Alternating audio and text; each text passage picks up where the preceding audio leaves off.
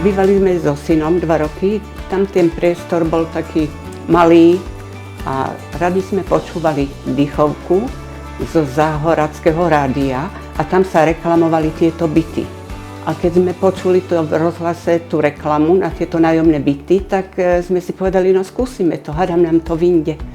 A vyšlo. Boli sme radi, že to môžeme si ako zmeniť, to naše bývanie. V Trenčíne 30 rokov, predtým ešte v Spišskej Novej Vsi, kde manžel robil 17 rokov, baníka, v Martine 10. Že prakticky máme všetko po ruke, tá linka sa nám páči, že je to nové, že sa dobre dýcha a tá záhradka ma najviac zaujala, pretože tam si môžem pestovať kvetinky a ja som taká záhradkárka.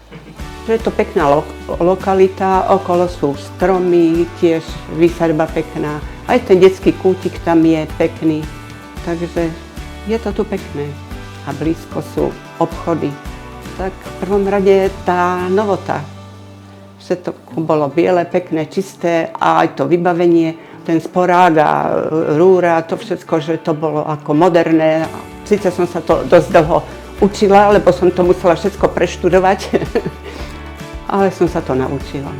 A teraz je to v pohode. Potom aj tá záhradka, no, aj to, že sme mali tie dvere také, že sa tam hocikto nedostal. Myslím, že je to na vysokej úrovni, pretože tí ľudia, čo sa ako s nimi schádzame a toto nám pomáhajú. Takže nám je naozaj dobre. Do obchodov to je ozaj blízko, aj dobrý výber, všetko, kadejaké obchodíky sú tam. Potom je tam taká tá milá kaviareň, kde si zvykneme sadkať a dať kávičku a tam sa aj komunikujeme s nejakými ľuďmi, ktorí sa nám tak pozdávajú. Kaviareň, kde chodíme 2 razy za týždeň, kde sa cítime dobre, lebo tam sú takí ľudia v takom veku ako my. Tak väčšinou sú to mladí ľudia, ale sú takí úprimní a takí, ja som s nikým, že by ma sa na mňa zanevrela, lebo otvoria mi pekne dvere, pozdravia, áno, odporúčila. Kvôli tomu, že by si robili ešte to, čo môžu. Nie, že keď sú predsa mladí so staršími, tak už sa musia prispôsobovať. Aj v dome dôchodcov sa tí ľudia musia prispôsobovať.